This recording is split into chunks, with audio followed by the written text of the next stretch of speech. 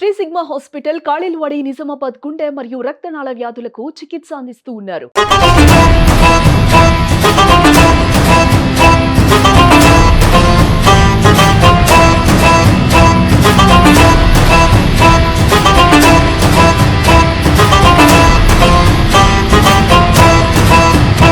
ఇందాక మనం మాట్లాడుకున్నాం వాయిస్ టీవీ గురించి.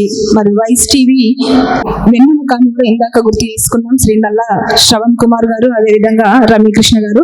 మరి ముందుగా రమ్యకృష్ణ గారి మాటలు విందాం, ఆ తర్వాత శ్రవణ్ కుమార్ గారి మాటలు ఇంకా చక్కగా విందాం. మన తెలంగాణ స్లాంగ్. అందరికీ నమస్తే, ముందుగా మీద ఉన్న పెద్దలందరికీ నమస్తే.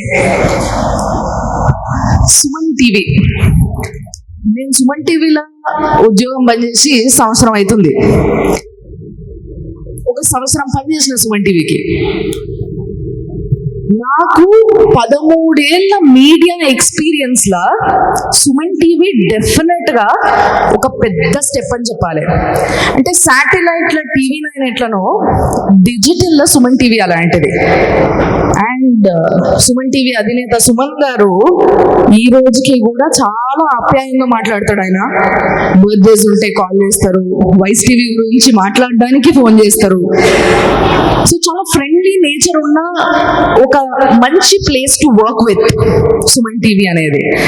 అలాంటి సుమన్ టీవీ 2 సంవత్సరాల క్రితం అఫ్ కోర్స్ మై హస్బెండ్ నల్లా శ్రవణ్ కుమార్, ఆయన హెల్ప్ తో నిజామాబాద్ లో పెట్టడం జరిగింది.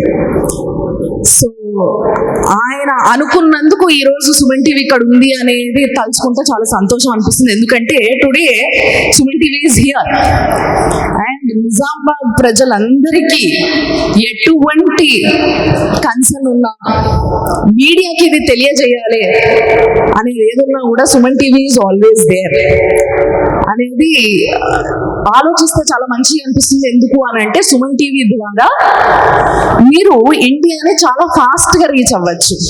ఎందుకంటే అన్ని లాంగ్వేజెస్ లో ఇప్పుడు సుమన్ టీవీని లాంచ్ చేస్తున్నారు.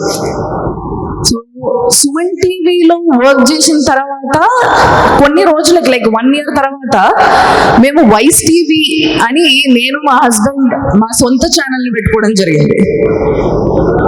అంటే డెఫినెట్ గా మా 12 years ఆఫ్ ఏదైతే మీడియా జర్నీ ఉందో ఆ 12 years నేర్చుకున్న వాటిలో ఏదో కొంచెం తగ్గింది, ఇంకేదో నేర్చుకోవాలి, బాకీ ఉండిపోయింది. ఆ బాకీ సుమన్ టీవీలో నేర్చుకొని మేము వాయిస్ టీవీ పెట్టుకున్నాం. సో డెఫినెట్ గా సుమన్ టీవీ బాగుండాలని కోరుకుంటా, సుమన్ గారు బాగుండాలని కోరుకుంటా, సుమన్ టీవీ నిజామాబాద్ బాగుండాలని కోరుకుంటా. So all the best to Suman TV and once again congratulations. It had happily joyfully completed 2 years and congratulations to Lakshmi Prasanna గారు అండ్ ప్రశాంత్ అన్న. Thank you.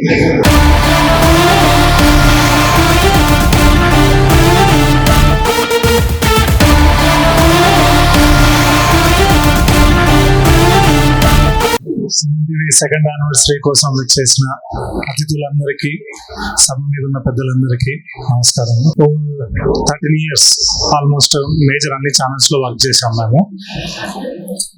బట్ ఒక గ్యాప్ తర్వాత అంటే శాటిలైట్ ఛానల్స్ లో బ్రేకింగ్ న్యూస్ లో ఆ మొనాటని అంటే జనాలకి సాంగ్ ఆ మ్యూజిక్ రాగానే TV9 కావచ్చు, ఈటీవీలో కావచ్చు, వాటెవర్ ఏ ఛానల్ మేజర్ ఛానల్స్ ఏది తీసుకున్నా ఒక బ్రేకింగ్ న్యూస్ ఆ సౌండ్ రాగానే జనాలు టీవీలకు అటెన్షన్ అయ్యి స్టాగ్నేట్ అయిన రోజుల నుంచి మెల్లగా అది మొహం మొత్తే స్టేజ్కి వస్తున్న టైంలో సెలబ్రిటీస్ అంటే మూవీ సెలబ్రిటీస్ కావచ్చు, పొలిటికల్ సెలబ్రిటీస్ కావచ్చు, వీళ్ళ గురించి టాపిక్ అంతా నడిచేది. ఎక్కువ ప్రజా సమస్యల గురించి అందరూ డిస్కస్ చేస్తున్నా, బట్ మేజర్ ఫ్రంట్ సీట్ అనేది సెలబ్రిటీస్ ఆర్ పొలిటీషియన్స్ గురించి ఉండేది.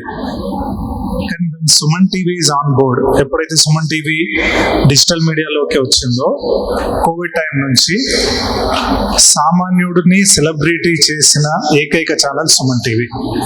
సో ఆ విషయంలో సుమన్ గారిని మేము ఎప్పుడు అప్రిషియేట్ చేస్తాం, పర్సనల్ గా చెప్తాం, చాలా వేదికల మీద కూడా చెప్తాం.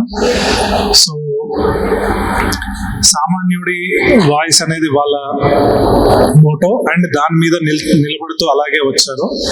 సో నిజామాబాద్ ఫ్రాంచైజీ గురించి ఆలోచన వచ్చినప్పుడు ఎప్పుడైతే Suman TV started giving franchises, నేను చిన్నప్పటి నుంచి అక్క తెలుసు కాబట్టి తన ఏంటి ఎక్స్ప్రెసివ్, కొద్దిగా డేరింగ్ గానే ఉంటుంది, ఎక్స్ప్రెసివ్ గా ఉంటుంది, నీకు ఇది సరైన వేదిక అవుతుంది అని చెప్పేసి నేను అక్కకి చెప్తే తను కూడా ధైర్యం చేసి, తనకు అంతకుముందు అంటే నా నుంచి మీడియా యాంగిల్ ఏందని తెలుసు కానీ అంతకు మించిన ఎక్స్పీరియన్స్ లేదు.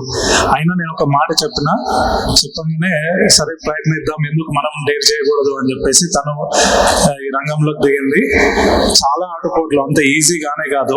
అంటే ఎందరో ఉద్దండులు ఉన్నారు శాటిలైట్ అండ్ డిజిటల్ మీడియాలో ఆల్రెడీ 15-20 ఏళ్ళ నుంచి చాలా స్ట్రాంగ్ ఉన్న స్పేస్ లో ఒకళ్ళు వచ్చి మళ్ళీ సౌండ్ చేయాలంటే అంత ఈజీ కాదు. సో తన కోసం ఆ ఛానల్ ని సుమన్ టీవీ నిజామాబాద్ ఇప్పుడు ఏదైతే ఉందో ఈ 2nd యానివర్సరీ ఈ స్టేజ్ కి రావడానికి తను పడ్డ కష్టమేందో నాకు తెలుసు, నాతో పాటు మా టీం అందరికీ తెలుసు. సో నెక్స్ట్ దీని బేస్ గా తను ఇంకా పైకి ఎదగాలని, ఈ రోల్ ని సిమెంట్ చేసుకొని తను ప్రజల సమస్యల్ని, ప్రజల గొంతుని తను రిప్రజెంట్ చేయాలని మనస్ఫూర్తిగా కోరుకుంటూ థ్యాంక్ యూ.